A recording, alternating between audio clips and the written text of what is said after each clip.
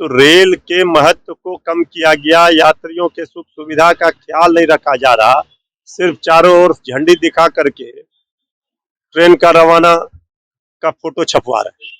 लेकिन इतने लोगों के मौत की जिम्मेवारी किसकी है, इसका जवाब सरकार में बैठे लोगों को देना होगा। भला वो भी एक था रेल का दौर, जब आदरणीय लालू प्रसाद जी हुआ करते थे, उस समय रेलवे में सी ग्रेड डी ग्रेड सब में नौकरी नौजवानों को मिलता था, हर तरह की सुख सुविधा बढ़ाई जाती थी, किराया नहीं बढ़ता था। लेकिन अब तो रेलवे का निजीकरण किया जा रहा है। 300 के करीब लोगों की जान गई है, ये सरकारी आंकड़ा बता रहा है, लेकिन हम लोगों को लगता है कि इससे ज्यादा भी लोगों की जाने गई है। नैतिक जिम्मेवारी बनती है कि रेल मंत्री जी अविलंब इस्तीफा करें, इसके बाद जांच हो, दोषियों पर कार्रवाई करें। 2-3 जो बड़ी ट्रेन दुर्घटना हुई है उसमें से एक ये भी है। इसमें शासन प्रशासन की लापरवाही स्पष्ट दिख रही है। आदरणीय प्रधानमंत्री जी कह रहे हैं कि दोषियों को बख्शा नहीं जाएगा। आखिर इतनी बड़ी दुर्घटना घटी तो कौन दोषी है, ये भी अभी तक पता नहीं कर पाए। आदरणीय प्रधानमंत्री जी सिर्फ बड़े वंदे भारत ट्रेन को ही हरी झंडी दिखाएंगे, बाकी ट्रेनों में भी यात्री सफर करते हैं, उस पर कोई ध्यान नहीं है। ट्रेन हादसा हुआ उस पर क्या कुछ कहेंगे? देखिए, ये उड़ीसा में जो ट्रेन एक्सीडेंट हुई है बहुत ही दुखद है और मर्माहत करने वाला है।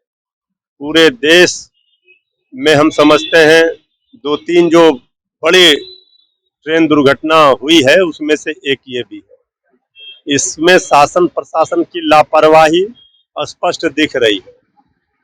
300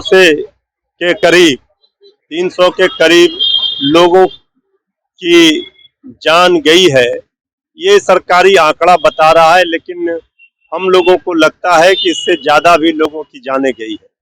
हम उन परिवारों के प्रति शोक संवेदना प्रकट करते हैं जिन परिवारों ने अपनों को खोया है, लेकिन ये इतने लोगों की मौत के जिम्मेवार कौन है, इसका इतने घंटे बीत जाने के बाद भी पता नहीं चला है। आदरणीय प्रधानमंत्री जी कह रहे हैं कि दोषियों को बख्शा नहीं जाएगा। आखिर इतनी बड़ी दुर्घटना घटी तो कौन दोषी है, ये भी अभी तक पता नहीं कर पाए। आदरणीय प्रधानमंत्री जी सिर्फ बड़े वंदे भारत ट्रेन को ही हरी झंडी दिखाएंगे, बाकी ट्रेनों में भी यात्री सफर करते हैं, उस पर कोई ध्यान नहीं है।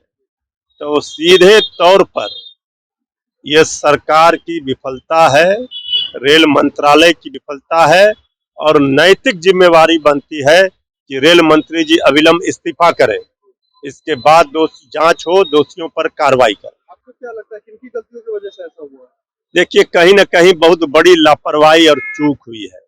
आज रेल का जो हाल कर दिया है, पूरी तरह से चौपट हो गया है, सबका भट्टा बैठा दिया। अब बताइए, भला वो भी एक था रेल का दौर, जब आदरणीय लालू प्रसाद जी हुआ करते थे, उस समय रेलवे में सी ग्रेड डी ग्रेड सब में नौकरी नौजवानों को मिलता था, हर तरह की सुख सुविधा बढ़ाई जाती थी, किराया नहीं बढ़ता था।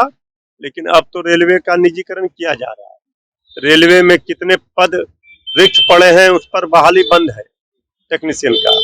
रेलवे का क्या हाल कर दिया है, किराया आसमान छू रहा है, बढ़ते जा रहा है, लेकिन यात्रियों की सुविधा कमी आ रही है।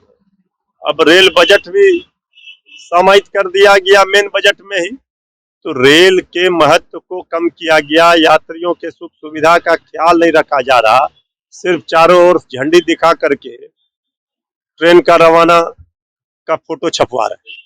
लेकिन इतने लोगों के मौत की जिम्मेवारी किसकी है, इसका जवाब सरकार में बैठे लोगों को देना होगा। विपक्षी एकता को लेकर क्या कुछ कहेंगे? विपक्षी एकता तो रंग ला रही है, पूरी तरह से विपक्षी एकजुटता का जो मुहिम है वो सफल होता जा रहा है। 12 तारीख को बिहार की धरती से ही गैर भाजपा तमाम विपक्षी दलों के नेताओं का जुटान होगा और भाजपा मुक्त भारत बनाने का संकल्प लिया जाए। सर, युवा नेता कन्हैया कुमार भी बिहार के हैं, क्या वो शामिल हो पाएंगे इसमें? अब कौन शामिल होंगे, कौन नहीं होंगे, किस दल से होंगे, ये सारे चीजों की जानकारी बजाबता प्रेस कॉन्फ्रेंस के माध्यम से आप लोगों को समय आने पर दे दी जाएगी। क्या लगता है 24 में भाजपा को उठा सकेंगे? भाई हम कह रहे हैं कि भाजपा मुक्त भारत बनाने के लिए ही ये मुहिम चल रही है। सभी दल के नेता विपक्ष के एकजुट हो रहे हैं। सफल हो पाएगा?